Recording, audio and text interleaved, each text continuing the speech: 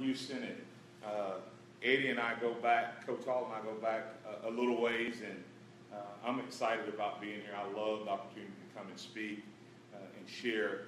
Just so you know kind of who I am, if you don't, I played at the University of Alabama and was there from 88 to 92, a couple of SEC championships, and was on the 92 national championship team, and had the opportunity to go play for the Steelers, and just, was very, very blessed to play football. Played in a time when the fullback was important.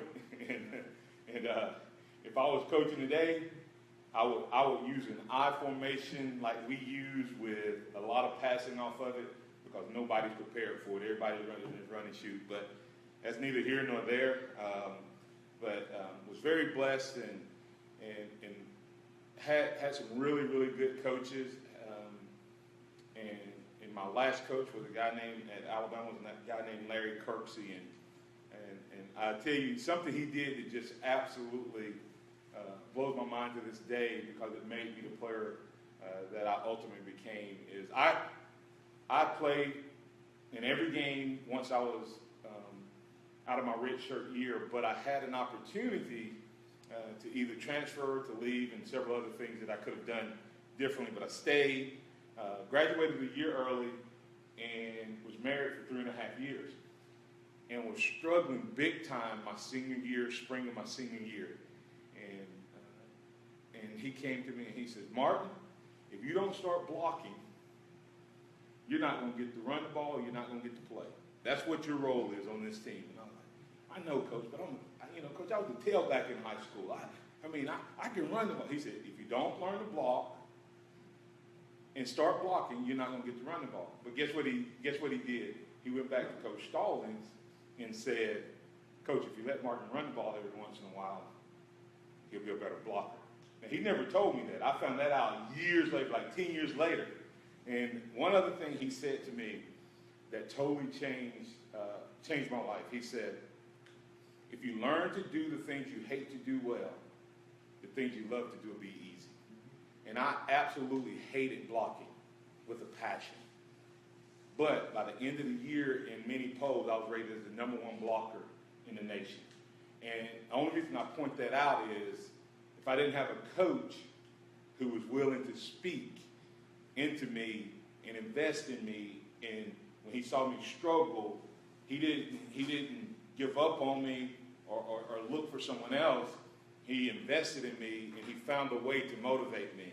And so what I want to do with you guys today, coaches, is kind of just have a dialogue, have a conversation, and hopefully share some things that will help you be that for someone else. Because that principle that he taught me still pays dividends to this very day. I mean, it's not just about this one football season. It's not just about the off season. It's about what you impart to these young men. And hey, in coaching semi-pro ball, you may have a guy out there that's older than you. It doesn't matter. It doesn't matter. If you're in a position of coach, you're in a position of leadership. And you can impart things to help them. So don't be intimidated by who you're talking to, whether they're more talented than you, whether they played more football than you, or any of that. I had guys that had never played that influenced me, and you see it all the time, coaches who never played the game, but they're able to still speak. So understand what it is. And my philosophy is this: leadership is influence. Nothing more, nothing less. And as a coach, you're the influencers of this team. You're the leaders of this team. It starts and it stops with you. And you have to understand that principle. So before we get into what I want to share, I want to ask you guys this question. And I'm going to ask that you speak up so we can get it, kind of share it loud. I want to ask you, why are you coaching? Why are you coaching? Why are you doing this? Why are you sitting out here this morning listening to me ramble about coaching and how to coach and why coach? Why are you doing it? I'll go first. I'm Jeffrey Island. Reason why I do what I do is because I didn't have that guidance when I came on. I didn't have that direction.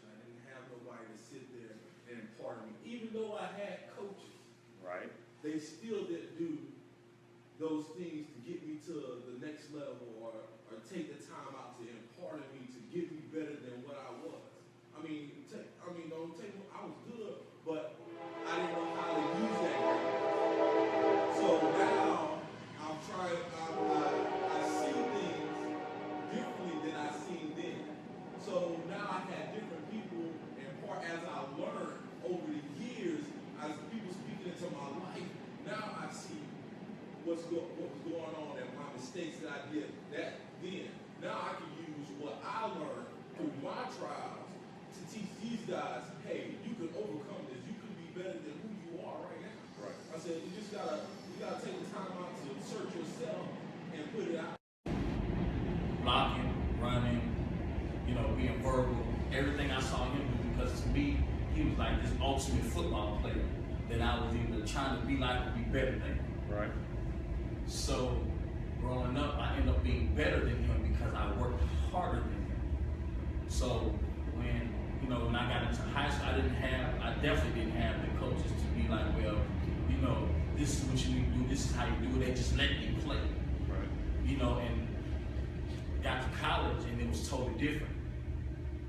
Everybody, a lot of people was faster than me, better than me, but that just made me work harder. So my work ethic, is something that, I want to try to bring, to other young men or older men, right. And it's still a lot that I have to learn, that I need to learn, because football was embedded in me. That's, besides God, that's all I know. Right. So now I want to, I also want to play too, but now that I'm going to be coaching, I just want to basically, for one, be prayerful. Two is just, learn, and three is to give some knowledge that I have and to work with all the rest of the coaches to try to help someone else be better. Because this is a learning thing for me, from teaching, well, not necessarily teaching, coaching at this level. I'm coaching at a high school and little league level, but I've never been at this level. So now, even though I'm, doing a little bit of coaching, I'm doing a lot of learning, and I'm being a follower. So I can be a great coach one day, because that's my ultimate goal is, when I'm done doing everything else, the only thing I want to do is coach. Awesome. Anyone else? My biggest thing is kind of like Jeff. I had people show me how to play football, but I had nobody to be that mentor or teach me about life. So I think with the opportunity with coaching young men, it gives me the opportunity to teach them how to play football, but also teach them about life. And doing that helps me grow and that helps me learn. And it actually makes me better. And it makes me feel like I'm fulfilling a need or a void that I didn't have when I was growing up. So Awesome. Anybody else? I'm coaching because Coach Hall called me and told me I didn't have a choice. So other than being forced into it, why you here? It's something that I've always wanted to do. And I had the opportunity to coach on the collegiate level last year. This is different because now you're dealing with somebody with grown men, so to speak. Right.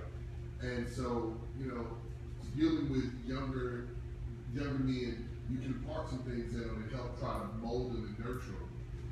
But when you're dealing with grown men, you have to take a totally different approach. You have to come at them from a different angle. So some of the things that you say, you have to be very careful and cautious about it. I remember when I played that I was able to let out a lot of frustration. Issues that I had that may have built up throughout the week or throughout the day, I was either able to lay it out on the field against my opponent, against my teammate, or in the weight room. I had that avenue. With everything that's going on in today's society, a lot of the guys that played athletics, once they stop, they don't have that avenue anymore. And so they're thirsty and hungry for somewhere, some way to just let out and just be themselves and just run and just hit and just do things that they're good at, that they're talented at, but that talent level, but that avenue for them to do it just kind of stopped. Right. So so being out there and watching them when they make a great catch and watching them bond and when they're tired and they're pulling together and they're really learning and reassuring themselves of what it was that they had when they were in middle school, when they were in high school, which is leading us as coaches to be able to help point them in other directions, whether it's them getting to the next level, whatever the next level is for them. It's just rewarding. So I'm coaching for the fulfillment of it. I think you've heard the term of the saying, for those who can't do and teach. It seems like I played more technically. I was one who always around a coach. I would always, hey coach, can I be quarterback? Hey coach, can I be a receiver? Hey coach, can I kick? Hey coach, can I be a cornerback? You know, I've probably been maybe 100 pounds lesser, but still this size, so me or whatever, but I shut up and I just listen. And you tend to glean from certain things. Every sport I played, I just glean. If they were over there teaching pitching, I go there, listen to what they were saying, I go home. When we say we had this big old wall, and I'm going trying to do what they said with the tennis ball or whatever. And so as time is going on, you tend to pick up little nuances and little things that at some point in time you get the chance to share with somebody. And that's pretty much where it was. Just particularly being involved in sports. You know, I try to share it to my youngin', but you know, sometimes it works, sometimes it doesn't. But to be able to pass on knowledge, and like if I could go back in time with what I know now, I might not be in the same position, but since I can't go back in time, there's somebody in this time where I can help go forward with the little things that I know. And so being a coach, and I teach middle school, and so it's just being able to put something that you know, that you've already gone through, that you've already tried the wrong way, and being able to say, hey, try this. Or if you do it this way, you might get a different result. And that's the biggest thing with me when it comes to coaching, is just being able to change somebody's perspective on something. Awesome. I'll be real quick. The football is basically, I've always looked at football as a life lesson. I mean, the game of football is a life lesson. If you want to be successful in football, you have to have a plan, be organized, and you have to be committed. But in life, if you want to be successful, you have to have a plan, be organized, and be committed. One thing my dad always shared with me when I was young is that he said that if you would put the effort into life that you put in football, you'd be unstoppable. And so that's the kind of influence that I want to put in other guys, because at certain parts of my life, I didn't listen to that. I just kept telling them football was easy. Football was easy because I put a lot into it. I didn't realize that. Well, if you want to be successful on the football field, you got to put a lot in it. You got to be successful in life, you got to put a lot in it. And so that's why I coach, because I can use a life lesson teaching the game to grow on it. Awesome. And all of those points that you've shared are right on point, and I'll incorporate and teach my thought process behind that as we move throughout the morning. Why do you coach? You need to know that, because it will drive how you interact and react to the people that you're dealing with. And I want to quickly point out, I know you guys are volunteers, but here's my philosophy. If you're going to do it, you do it right. If you can't do it as a volunteer at a high level, you can't do it as a paid coach at a high level. And so if you go back and look at a lot of the guys who have got into coaching and moved on, especially now, you look at how many guys Bill Belichick has got into the coaching profession, and he brought them in as interns. And Saban is convincing guys to come who were head coaches and analysts, and to you, $40,000, $50,000 is a lot of money. But if I was making, they got a guy from that was the interim head coach and the offensive coordinator from Maryland, who's on staff right now as an analyst. He was making almost $1 million, and now he's making 40-something. That's volunteering. You know, you see what I'm saying? And so do you think Saban looks and says, oh, I know how much you used to make doing this. so I'm going to give you a break and let you be less than. No. Sarkisian, he better be performing at the same level as if he was the head coach or Saban to get rid of him. And so I wanted you guys to understand, however you got to where you are right now, that doesn't matter if you're volunteering, if you're paid or what, how or what are you bringing to the table to grow? If you want to do this more, then this is where people are going to see you. And you never know who's going to see you and when. Anybody here ever heard of T.D. Jakes? Yes, sir.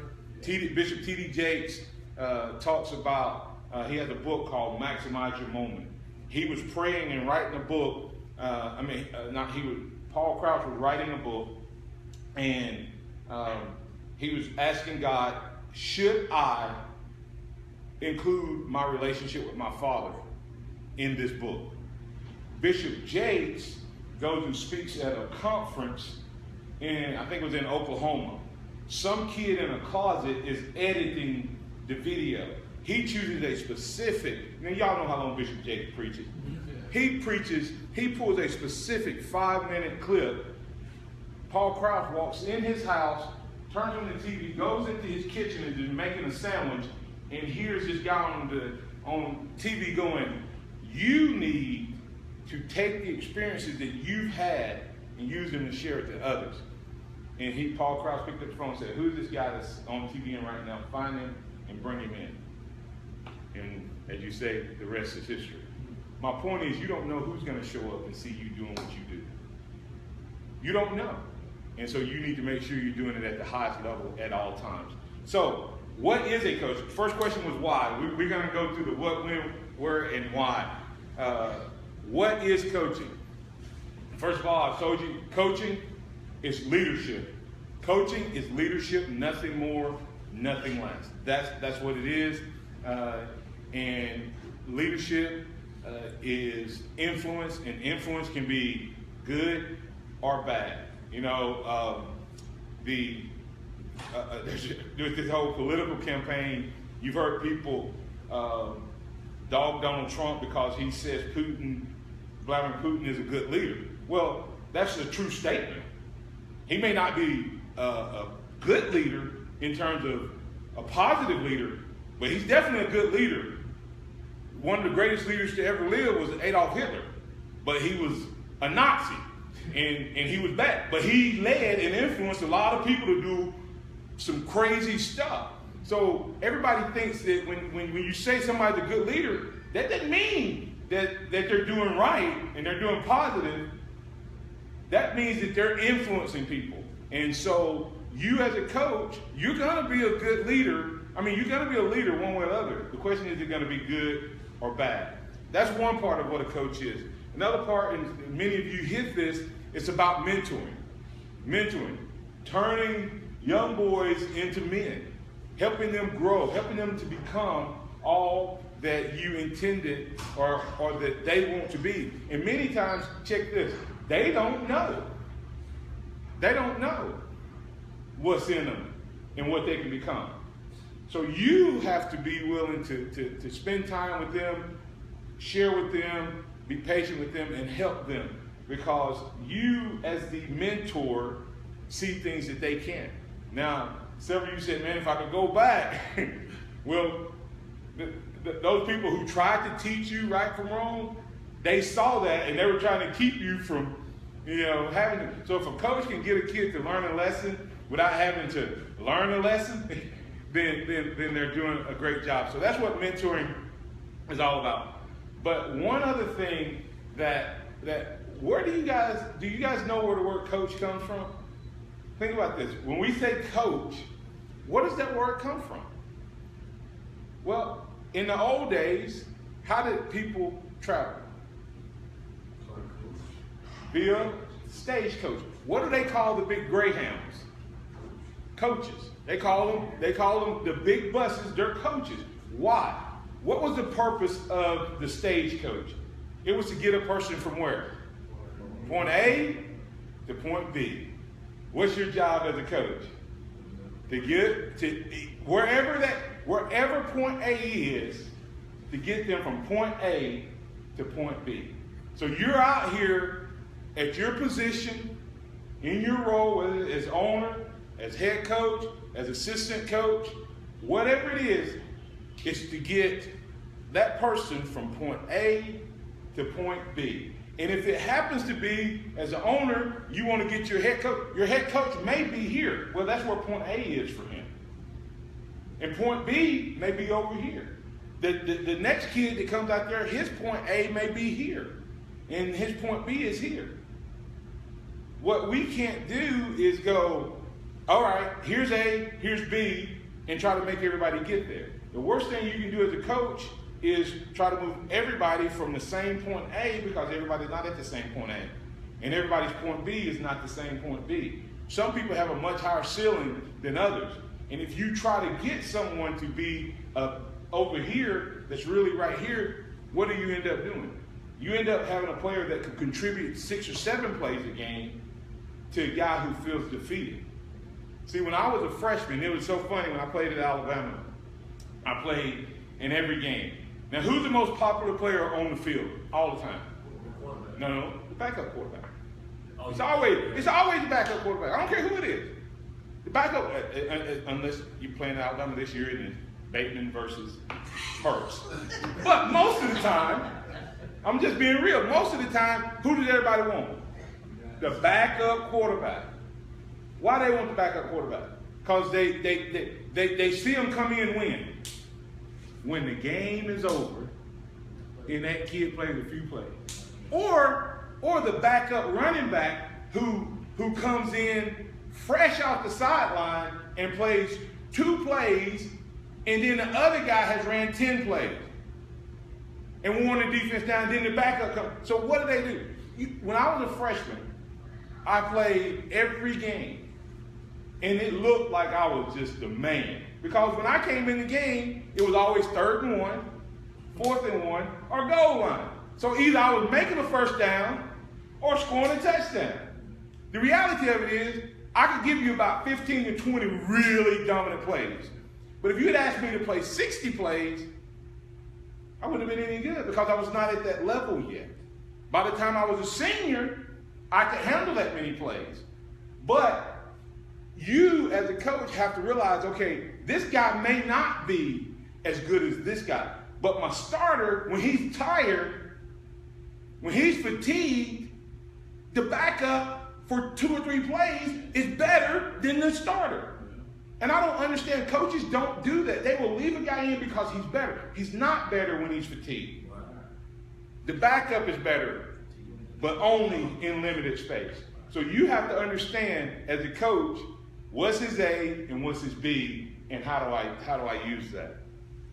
So why are you coaching? You guys talked about that. What is coaching? We talked about that. But how do you coach? How do you coach? And I'm just going to spell out the word coach here. Number 1, an effective coach communicates. Communicates. Now, all of us have wives or girlfriends or have had them. Talking does not equal communication, does it? Because how often she go, now, I know you heard me say that. And you're like, no, baby, I didn't really, But I said, listen, I'm not saying you didn't say it. I'm not saying you didn't try. But communication is not the process of talking. Communication is the process of speaking and being heard and having your message understood. And as a coach, that's what you have to do.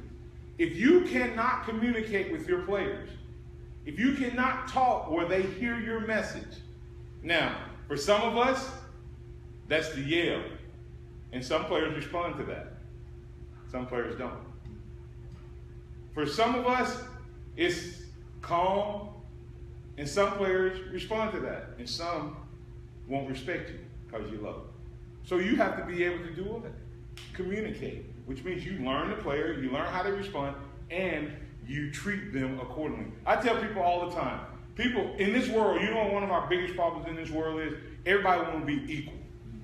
Everybody want everything to do this. Well, that doesn't exist.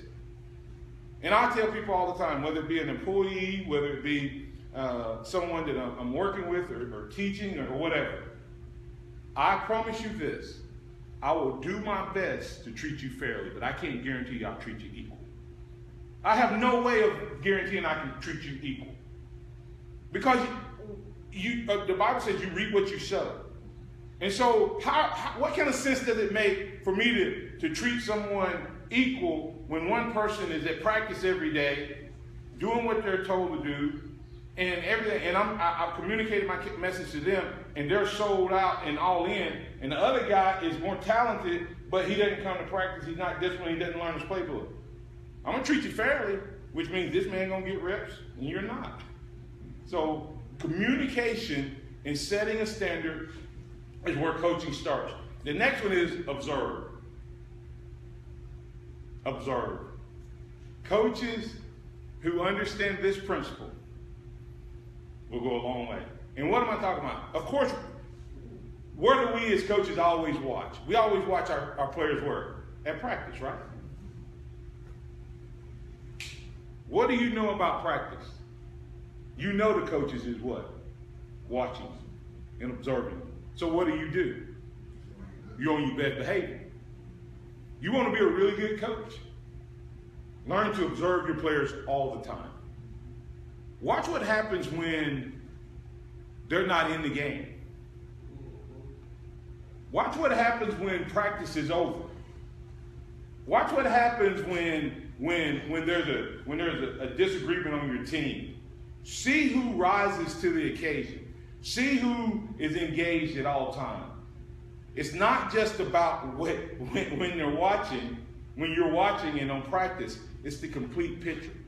But you have to be observant. And there's a passage of scripture that says this.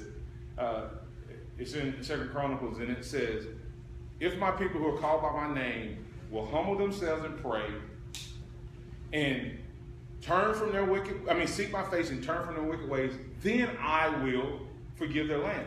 And then it says, but then my eyes and ears will be attentive to the prayers offered in this place.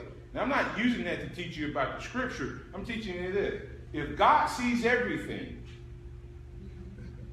but I can get to a point where he's attentive to me, that means there's the ability to see, but then there's the ability to go, I'm watching you, Coach Hall. I'm looking for an opportunity to bless you. I'm looking for an opportunity to see you do something special. That's what separates great coaches. You ever seen a guy, coached a guy, or whatever, he was running a scout team one day, and then all of a sudden, he's with the first group. You know what happened? Some coach said, you need to try it. Some coach in practice observed this kid playing, and then he went to the other coach and said, listen, this guy needs to be playing with this. And that's what happened. Who's our best running back right now? Joshua Jacobs. Do y'all know that kid did not get a D1 scholarship to the end of his senior year offer? And the first people that offered him was New Mexico State and Wyoming. But all of a sudden, his coach put his video on YouTube, and then Alabama caught wind of it, I think 2 weeks before signing day, maybe 3. Now, they didn't just do that. They turned around and sent Burton Burns out there to what? Observe him. And guess where they saw him at? Basketball game.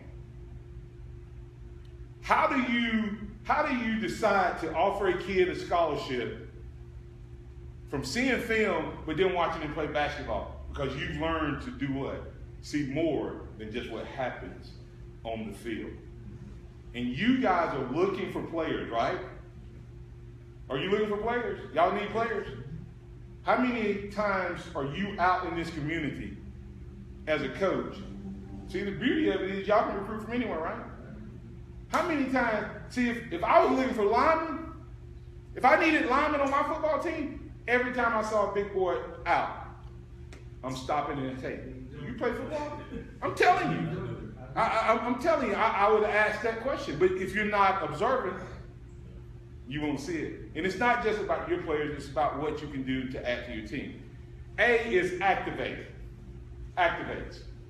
Now, how many of you said that you had coaches in positions but they didn't activate what was inside of you. They didn't help you release the potential that was inside of you. And think about that. Out of all of you, almost every one of you had that as part of your testimony. So that tells me that most coaches don't what? Do that. Now, what separates Nick Saban from so many other coaches? Everybody thinks it's about recruiting and X's and O's. I believe personally that Nick Saban sees every one of those players as his kids. See, Nick Saban adopted his children, so he knows how to bring someone in that's not his blood and love them like his own. And the reason he doesn't, everybody gets upset with the way he punishes his players or disciplines his players. The reason he does that, he's doing it the way a father would do it, not the way a coach out here. He's doing it to activate what's inside of those players. It may not have come to the surface yet, but his goal is to activate what he's seeing in them. So when Nick Saban sits down in a living room, he comes with a couple promises. He says, Mom, Dad, if you give me an opportunity, I'm going to activate the student in your son. And he's going to have an opportunity to to get a degree from the University of Alabama. Then he says, and if he's talented enough, I'm going to activate the talent level in him so he can get to the NFL. And then, if he sticks with us, he's going to win championships. And that's what he makes. But then he looks at those young men from that point on as his responsibility to develop everything within them, not just what they can do on the football field, but what they can become in life. And over and over and over, we see don't listen to what all other people say. Listen to what the people who played for him says. Look at the people. Don't listen to the guys who transfer out. People who leave why? Most of the time because they didn't get what they wanted. And so I don't take a whole lot of when I got 500 people to send this and a couple send this, I'm probably going to lean with the 500 that have been activated to become all they can be. So what's your role as coaches when this semi-pro team? It's to activate what's inside of these young men. What is that? I don't know all of what's inside of them. But if you're communicating with them and then you're observing them, guess what you'll see? Some of them have never had a father figure. Some of them have never seen a man go to work every day and then go home and take care of his wife and his kids. That may be your role. Some of them may have the talent to play at the next level. That's what you activate. But how do you do that? The next one is challenge. That's C, is you challenge them. You have to challenge them. We're living in a time, in a society, where everybody, as I said, wants to bring everything down, coaches, instead of raising it up. I had this old corny saying I used to say all the time when it comes to setting goals. I would say, I'm going to aim for the moon. And if I fall a little short, I'm still going to be amongst the stars. I could care less if I have a goal here and I accomplish it. I'd rather have a goal here and miss it because I'm still better off than this person. And if we'll teach people and challenge people that there is more, that there's more opportunity to do that. And you guys don't know this, but I had a speech impediment. I used to slur certain words. And they used to make fun of me when I came to the University of Alabama. And I can remember the day I said, one day I'm going to make a living with my mouth. And I began to work on how to speak proper and not slur words. And today, I travel and speak like this. I host a radio show. I pastor a church. And I own an insurance agency where I have to talk to customers all the time. Everything that I do starts right here with what everybody else would have assumed was a weakness. And you have an opportunity to do that for somebody right now as you coach them. It may be they may be on your football team for 1 year. Invest in that 1 year. And the last one is ages just helps. You help them become whatever it is that they want to become. That aligns with what your values are and what your beliefs are. So if you take each one of those, as you communicate, as you observe, as you activate, and you challenge, the whole plan is to help them go from where? Point A to point B. That's your role as a coach.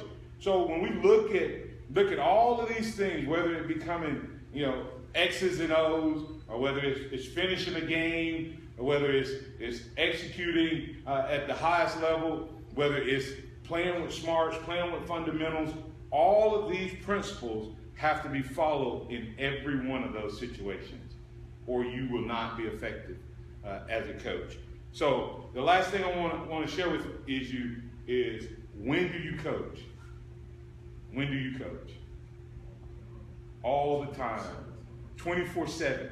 So that means that what you do and how you do it here better be consistent with there. Because if you're going to be the influence here, you're going to be the influence there. And do you shoot yourself in the foot by giving this message at practice and when you're around them, and this message when you're away? That's the struggle that a lot of coaches deal with. And they don't even realize they lose their team because of that one principle. Because they think coaching is about what they do on the field. That's part of it, and that's a huge part of it. But the moment that you become inconsistent with what you say on the field and what you do here, you lose your players. They begin to, now when you say something, they go, yeah, whatever. Because you coach all the time. You coach all the time. You got that audio. Coach Saban was on the Dan Patrick show, and I didn't get to hear that. But I'm going to play this audio. And the reason this audio is here is for this reason. A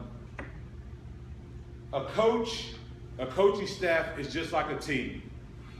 And you have to have unity. And everybody can't be the head. Anybody know what two heads are? Yeah, y'all know when they say division, die means two. That's all divide means. Two trying to be where one is supposed to be. And so I told Coach Hall that I would take a second at the end after I talked to you guys about coaching, is to help kind of share my philosophy around coaching. I believe in what's called plurality of leadership but singular headship. Okay? And what that means is that we all get to put input together. We all, if you're not going to put input in, you don't even need to be with me. I mean, if you're part of my leadership team and you don't have anything to add, I don't need you. I don't need you holding a position. I need someone there that's willing, if I say something, that's willing to challenge me. And say, hold on, coach, I'm not sure about that.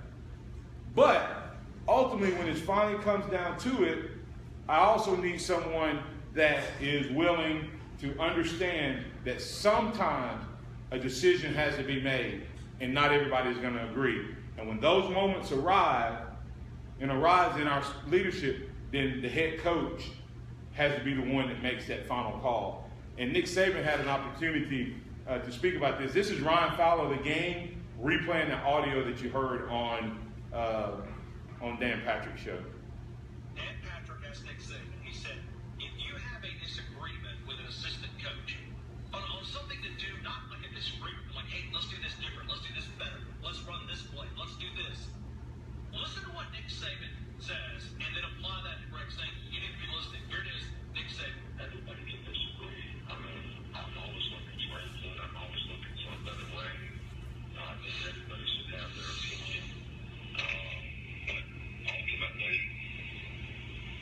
I think in any organization, somebody has to be the leader, and a decision has to be made. When the decision gets made, everybody's going to take it on and do the best they can to make it work.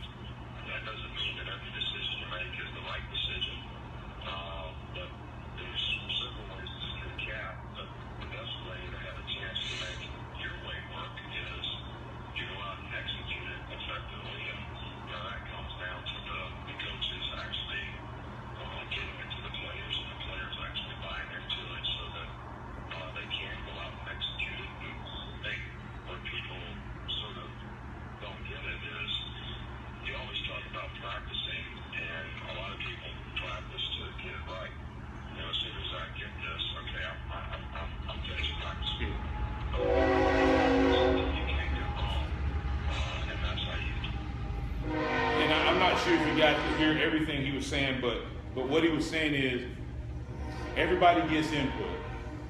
But ultimately, when there's a disagreement, someone has to lead and someone has to make the final decision.